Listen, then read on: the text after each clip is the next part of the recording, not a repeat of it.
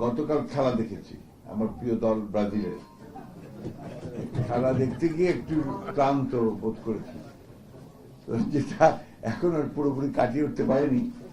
যাই হোক, আমি আসলে এখনো খেলাধুলা দেখতে পছন্দ করি, এখনো তরুণ, ভালো লাগে। বয়সের তরুণ না হলে মনে তো তরুণ অবশ্যই। তো শহীদ প্রেসিডেন্ট জিয়া রহমান সবাই আলোচনা করতে গেলে এত অল্প পরিসরে এটা হয় না। আসলে একটা কথা, খুব সত্য কথা বলেছেন, আমার মনে হয়েছে যে আসলে তার উপরে গবেষণাটা এত অপ্রতুল, যেটা আমার মনে হয় যে এটা ইতিহাসের প্রতি কিছুটা আপনার কৃপণতা দেখানো, অবিচার করা হয়েছে। আমি যেটা অনুরোধ করবো, আমাদের তথ্যমন্ত্রী এখানে উপস্থিত আছেন, তার এখন সুযোগ আছে যে এই বিষয়টা নিয়ে শহীদ প্রেসিডেন্ট জিয়া রহমানের পুরো জীবনটা নিয়ে, তার কাজগুলো নিয়ে, তার চিন্তা ভাবনাগুলো নিয়ে একটা গবেষণা, মানে ভালো উঁচু মানের গবেষণা হওয়া প্রয়োজন। এখন পর্যন্ত আমি যতগুলো বই পড়েছি, আমার কাছে একমাত্র আমাদের বিশিষ্ট সাংবাদিক প্রয়াত সাংবাদিক মাহফুজুল্লাহ সাহেব, তার বইটাই আমার কাছে সবচেয়ে ভালো লেগেছে। এবং এত আপনার গবেষণা লব্ধ একটা বই, গবেষণা করেই তিনি কাজটা করেছেন, যেটা আমাদেরকে কিছুটা আপনার কাজ দেয়। যারা পড়তে চান তারা এটা পারেন।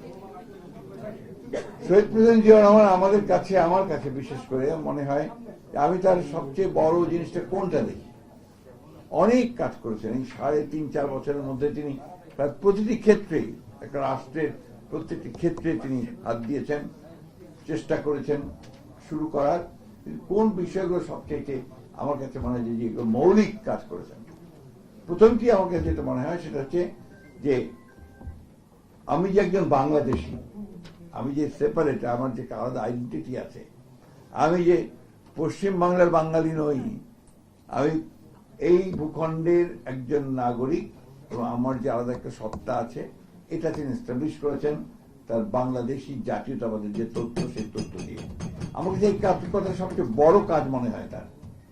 দ্বিতীয় কাজটি হচ্ছে যে তিনি যে কথাটা আমাদের তথ্যমন্ত্রীও বলেছেন, আমাদের হাই সিকদার সাহেব বলেছেন, যে শুধু সেটাই করেনি, যে বিশ্বাসটা তার ছিল যে গণতন্ত্র হচ্ছে সবচেয়ে উত্তম, যদিও সেটা একেবারে সব একমাত্র নয়, কিন্তু এটা একটা নির্ভেজাল নয়, কিন্তু এটা একটা উত্তম শাসন ব্যবস্থা, যেটাকে একজন সৈনিক হয়ে তিনি কিন্তু নিয়ে নিয়েছিলেন, এবং ওটাকে প্রাতিষ্ঠানিক রূপ দেওয়ার জন্য তিনি কাজ শুরু করেছিলেন। তিনি, আপনি দেখেন, যখন 75 সালের পরে, আপনার সেই ঘটনার পরে সমস্ত রাজনৈতিক দলগুলো কিন্তু তখন তো বলতে, সমস্ত রাজনৈতিক বলতে আওয়ামী লীগ, আপনার মুসলিম লীগ এবং আরো অনেকগুলো দল ছিল, সমস্ত আপনার ছত্র খান, কে কোথায় আছে নাই, কিন্তু নিজেরা শুরু করলেন গণতন্ত্রে বিশ্বাস করে এই ধরনের দলগুলোকে, এই ধরনের মানুষগুলো তিনি এক জায়গায় আনার চেষ্টা করলেন। এবং এটা চেষ্টা করতে কিন্তু আওয়ামী লীগের কাছেও তিনি গেছেন, আওয়ামী লীগকেও দেখেছেন, বলেছেন যে আসলে আমরা একসাথে কাজ করি। আওয়ামী লীগ আসেনি, যারা এসছেন, অর্থাৎ তখন বাংলাদেশ দল, মুশিউর রহমানের ন্যাপ, আমাদের মুসলিম লীগ শাহজির রহমান সাহেবের, United people's party Kazi Zafar সাহেবের, এদেরকে তিনি একখানে করেছেন। একখানে করে প্রথমে ফ্রন্ট তৈরি করেছেন, তারপরে তিনি ওর মধ্যে থেকে তিনি দল তৈরি করেছেন। প্রথমে জাগো দল, তারপরে তিনি বাংলাদেশ জাতীয়তাবাদী দল তৈরি করেছেন। উদ্দেশ্যটা ছিল একটাই, যে গণতন্ত্রকে তার নিজস্ব পথে চলতে দেওয়া। রাজনৈতিক দল ছাড়া, একটা গণতান্ত্রিক রাজনৈতিক দল ছাড়া গণতন্ত্রকে প্রাতিষ্ঠানিক রূপ দেওয়া খুব কঠিন। সেই কারণে তিনি বিএনপিকে তৈরি করতে চেয়েছিলেন একটা সত্যিকার অর্থেই একটা গণতান্ত্রিক রাজনৈতিক দল, যে কথাটা আমি সবসময় বলি। তার ক্যারেক্টারটা কি? লিবারেল ডেমোক্রেসি, উদারপন্থী রাজনৈতিক দল। এটা কোনো রেজিমেন্টের রাজনৈতিক দল নয়, বা কোনো গোষ্ঠীভিত্তিক রাজনৈতিক দল নয় এটা। তৃতীয়ত, তিনি বাংলাদেশের অর্থনীতিকে টেনে উপরে তুলতে চেয়েছিলেন। আপনারা মনে করেন যে 74 সালে একটা দুর্ভিক্ষ হয়ে গেল, ভয়াবহ দুর্ভিক্ষ, এবং অমর্ত্য সেন বললেন যে এটা মানুষ সৃষ্টি একটা দুর্ভিক্ষ, অর্থাৎ আওয়ামী লীগের ব্যর্থতার কারণে এই দুর্ভিক্ষ হয়েছে, লক্ষ লক্ষ মানুষ মারা গেছে, আনবিলিভেবল। সেই দুর্ভিক্ষ পীড়িত এবং নিক্সনের ভাষায় একটা আপনার বটমলেস বাস্কেট, সেই দেশটাকে তিনি টেনে উপরে তোলার চেষ্টা করলেন। এই কথাগুলো কিন্তু আমরা সব জায়গায় বলি না সেইভাবে। তার কৃতিত্বটা কিন্তু এই জায়গাগুলোতে। তিনি মানুষের মধ্যে আশার সঞ্চার করলেন, মাইলের পর মাইল হেঁটেছেন এবং মানুষকে উজ্জীবিত করার চেষ্টা করেছেন। আপনার কৃষকের কাছে ঘরের দোরগোড়ায় গেছেন। আমার একটা কথা মনে আছে, আমি তখন এসএফআই হিসেবে একান্ত সচিব হিসেবে কাজ করছি না ওই সময়। তো দিনাজপুরের থেকে শহর থেকে বেরিয়ে আপনি যদি ধরুন সৈয়দপুরের দিকে যাবেন, দেখবেন যে একটা বড় টেক্সটাইল মিল আছে, দিনাজপুর টেক্সটাইল মিল, খুব বড়, সরকারের করা। তার পাশে ছোট ছোট কতগুলো গ্রাম আছে। তো উনি একবার দিনাজপুর থেকে বেরিয়ে যখন তিনি সৈয়দপুর দিকে যাচ্ছেন, হঠাৎ করে তিনি গাড়ি থামিয়ে দিলেন। তিনি সাধারণত গাড়ি নিজে চালাতেন, অথবা ডেপুটি কমিশনার গাড়ি চালাতে বলতে পাশে বসতেন, আর তিনি যখন গাড়ি চালাতেন ডেপুটি কমিশনারকে পাশে বসতেন। গাড়ি থামিয়ে দিলেন, কনভয় থেমে গেল। সবাই বলছে হঠাৎ কি হলো? প্রেসিডেন্ট নিজে নেমে গিয়ে ওই গ্রামের মধ্যে ঢুকলেন, ঢুকে একটা বাসায় চলে গেলেন। এটা আমার দেখা, সেই জন্য বলছি। একটা খুব একেবারেই দরিদ্র নয়, কিন্তু দরিদ্র লোকের বাড়ি। সে গিয়ে ঢুকলেন, ঢুকে তখন ওই বাড়িতে সবাই তো যারা পুরুষ মানুষ তারা কাজে চলে গেছে, মানে চলে গেছে। একজন মা, সম্ভবত বৃদ্ধা একজন তিনি ছিলেন, তিনি গিয়ে বৃদ্ধাকে গিয়ে বললেন যে মা আমি একটু পানি খাবো। তো বুড়ি তো প্রথমেই আপনার ঘাবড়ে গেছে যে এত মানুষ, এত পুলিশ, আর্মি, ওই পৃথিবীতে ঘাবড়ে। তখন একজন বলছে যে উনি দেশের প্রেসিডেন্ট রাজা। তো তাড়াতাড়ি গিয়ে তার সেই আপনার এই এনামেলের যে গ্লাস, একটা নষ্ট হয়ে যাওয়া প্রায় গ্লাস, সেই গ্লাসে তিনি একটু পানি এনে প্রেসিডেন্টকে দিলেন। প্রেসিডেন্ট পানিটা নিয়ে খেয়ে তারপর বললেন মা আপনি আমাকে শুধু পানি দিলেন? তো বুঝলেন বলে যে বাবা আমার ঘরে তো আর কিছু নেই এখন। তো আপনি একটা পেঁপে গাছ লাগাতেন, তাতে আমাকে পেঁপে দিতে পারতেন। একটা পেয়ারা লাগাতে গাছ লাগালে আমাকে পেয়ারা দিতে পারতেন। এটা মায়ের পর থেকে আপনি করবেন। এই যে একটা ঘটনা, এটা বিচ্ছিন্ন ঘটনা হলেও এটাই প্রমাণ করে যে মানুষকে তিনি কিভাবে জাগিয়ে দেওয়ার চেষ্টা করেছেন। আপনি লক্ষ্য করে দেখবেন যে প্রেসিডেন্ট জিয়ার যেদিন জানাজা হলো তার শাহাদাতের পরে, এই জানাজায় লক্ষ লক্ষ মানুষ আপনার এসে আপনার আসলো জানাজায়, এবং সব শান্তভাবে, কোথাও কোনো স্লোগান নেই, কোনো কথা নেই, চোখের পানি পড়ছে। ওয়াই, কেন? কারণটা কি? সাধারণ মানুষ। আমার কাছে মনে হয় একটাই মাত্র কারণ, যে এই মানুষগুলো জিয়া রহমানকে তাদের মনের মধ্যে ধরে নিয়েছিল, দেশের সঙ্গে একাত্ম করে ফেলেছিল। সেই সময় টাইম ম্যাগাজিনে একটা আপনার ফিচার বেরিয়েছিল প্রেসিডেন্ট জিয়া রহমানের আপনার এই শাহাদাতের পরে ঘটনা নিয়ে। তো রিপোর্টার বলছে, আমার রিপোর্টার নামটা মনে নেই এই মুহূর্তে, যে তিনি যে একটা রিক্সায় চলেছিলেন, কারণ গাড়ি চলার কোনো সুযোগ ছিল না, রিক্সায় চলে, সেই রিক্সাটার পেছনে প্রেসিডেন্ট জিয়ার একটা ছবি কালো পোস্টারে লাগানো। তিনি সেই রিক্সাওয়ালাকে জিজ্ঞেস করছে যে তুমি এটা লাগিয়েছো কেন? বলছে যে এই লোকটা আমাদের প্রেসিডেন্ট উত্তরে বলেছে। একে আমি ভুলতে পারি না আমরা, এবং আমরা এখন চিন্তিত এর পরে বাংলাদেশের কি হবে। অর্থাৎ এখন সাধারণ শ্রমিক, রিক্সা শ্রমিক, সে পর্যন্ত চিন্তিত যে এর পরে বাংলাদেশের কি হবে। জানাজাতে যখন আপনার লালবাগের বড় হুজুর সাহেব তিনি যখন দোয়া পড়ছেন, দোয়া পড়তে গিয়ে তিনি যখন বললেন, দোয়ার মধ্যে যখন বললেন আল্লাহ বাংলাদেশকে হেফাজত করো, তখন কিন্তু গোটা জানাজার যে ক্রাউড, লক্ষ লক্ষ মানুষের ক্রাউড ডুকরে কেঁদে উঠেছিল। কারণ একটাই, যে বাংলাদেশের স্বাধীনতার সার্বত্বকে জিয়া রহমানের সঙ্গে তারা একাত্ম করে ফেলেছিল মানুষ। এখানেই তার কৃতিত্ব, এখানেই তার যে কাজ, সেই কাজগুলো যে স্বীকৃতি মানুষের কাছে তিনি পেয়েছেন। এক কথা বলে শেষ করা যাবে না, তো কোন দিকে নাই আপনার খেলাধুলা, নতুন করি, আপনার চলচ্চিত্র, তারপরে আপনার সঙ্গীত। এই যে আমাদের সৈয়দপুরের মেয়েটা কি নাম, বেবি নাজরিন, তাকে ছোট্ট বাচ্চা তখন একটা অনুষ্ঠানে গিয়ে তিনি গান শুনেছেন, বলছে এই মেয়েটাকে তুলে ফেলো, ওটাকে ঢাকায় নিয়ে এসে ভালো করে দিয়ে ট্রেনিং দিয়ে তাকে ভালো সঙ্গীত শিল্পী করো। আজকে বেবি নাজরিন গোটা দেশের আমাদের একজন নাম করা শিল্পী। এইভাবেই তিনি করেছেন। আপনার কৃষিতে আপনারা সবাই জানেন, শুধু খাল খনন না, আপনি এখন যে রিসার্চ ইনস্টিটিউট গুলো দেখবেন, rice research institute, agriculture research institute, sugar কেন ইনস্টিটিউট, প্রত্যেকে গিয়ে দেখবেন যে জিয়া রহমানের একটা ফলক লাগানো আছে। উনি ওখানে গেছেন, উনি ওদের কাজ করেছেন, এবং তাদেরকে টাকা দিয়েছেন, যতটুকু সম্ভব ওই সময় গিয়ে তিনি কাজ করার চেষ্টা করেছেন। আপনার পৃথিবীতে বাংলাদেশের খুব একটা নাম ছিল না, আরো নাম ছিল ওই যে আপনার বটলস বাস্কেট, তিনি তাকে সেই সময়ে ইরান ইরাক যুদ্ধে মধ্যস্থতাকারী হিসেবে তাকে নিয়ে গেল। তিনি জাতিসংঘের নিরাপত্তা কাউন্সিলে জাপানের সঙ্গে প্রতিনিধিত্ব করে তিনি নিরাপত্তা কাউন্সিলের মেম্বার হল বাংলাদেশ। This is Zia Rahman. তার দৃষ্টি, তার দেখা, তার প্রজ্ঞা, তার দূরদৃষ্টি জিয়া রহমানকে অনন্য করে রেখেছে। আমার কাছে প্রতি মুহূর্তে মনে হয় যে এই মানুষটা যে আর 10 বছর বাঁচত, তাহলে হয়তো আমরা বাংলাদেশকে সঠিক ট্র্যাকের মধ্যে তুলতে পারতাম। এই যে আপনারা এখন এত রেমিটেন্সের কথা বলেন, হু স্ট্র্যাটেজি? জিয়া রহমান।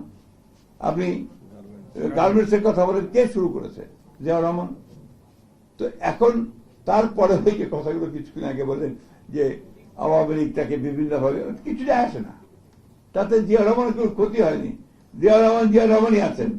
এই প্রসঙ্গে আমার আপনার অ্যানাটমি অফ কিউবান রেভলিউশনের আপনার বই পড়ছিলাম ক্যাস্ট্রোর আপনার সম্পর্কে।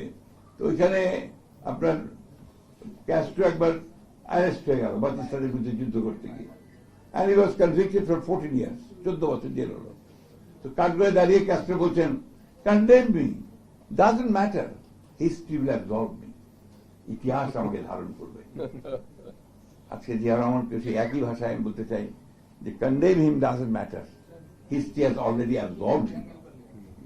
এই জিনিসটা মাথায় নিয়ে আমরা যদি সামনের দিকে এগোই, আমরা বলতে আমি বোঝাচ্ছি বাংলাদেশের দেশপ্রেমিক মানুষ, আমরা বলতে আমি বোঝাচ্ছি বিএনপি দেশপ্রেমিক নেতা কর্মী সবাইকে, যে আমরা জিয়া রহমানকে অনুসরণ করি। সততা আনবিলিভেবল, ওটা অবিশ্বাস্য। কাফি খানের একটা লেখা ইন্টারভিউ আমাদের আব্দুল ভাই করা, তখন বোধ হয় এটা আপনার হিসেবে দিয়েছিল আপনার বিচিত্রাতে, পরবর্তীকালে কয়েকদিন আগে এটা প্রথম আলো রিপ্রিন্ট করেছে, আপনারা দেখেছেন কিনা আমি জানি না। এই লেখাটা যদি আপনি পড়েন তাহলে দেখবেন কাফি খান তাকে কিভাবে মূল্যায়ন করছেন। He was the press secretary of president Zia Rahman. Kafi খানের নাম আপনারা সবাই জানেন, প্রখ্যাত সাংবাদিক। তো ওখানে উনি বলছেন যে জিয়া রহমানকে তার সবচেয়ে বড় যে জিনিসটা আপনার মানুষকে, ওই সময়কার মানুষগুলোকে আপনার আকৃষ্ট করেছে যে তার সততা। এই যে আপনার বলেন ছেঁড়া গেঞ্জি আর ছেঁড়া সুটকেস, ট্রু, সত্য ঘটনা এটা, এর মধ্যে কোনো বাড়াবাড়ি ছিল না। আমার এখন মনে আছে জিয়া রহমানের আপনার শাহাদাতের পরে যখন বডি নিয়ে আসলো এখানে, আসার পরে আপনার ওই পুরনো সংসদ ভবনে, যেটা এখন প্রধানমন্ত্রীর কার্যালয়, ওখানেও বডিটাকে রাখা হয়েছিল কফিনের মধ্যে, কফিনে সাধারণ মানুষের দেখার জন্য। প্রথমে তো গেট বন্ধ ছিল, যেই গেট খুললো মনে হলো যে স্রোত, বন্যার স্রোতের মতো পানি আসতে শুরু, মানুষ আসতে শুরু করলো। ওইখানে যে বিদেশি ভদ্রলোক দূর থেকে দাঁড়িয়ে তিনি দেখছিলেন কফিকে, আর মানুষ দেখছিলেন। আমরা কয়েকজন বন্ধু বান্ধব আমরা সেই সময় ছিলাম, আমরা যেহেতু সরকারি কাজ করতাম সেই সময়, আমরা তাকে জিজ্ঞেস করলাম যে তুমি তো বিদেশি, তুমি এই প্রেসিডেন্টের কফিনের পাশে এভাবে দাঁড়িয়ে আছো কেন?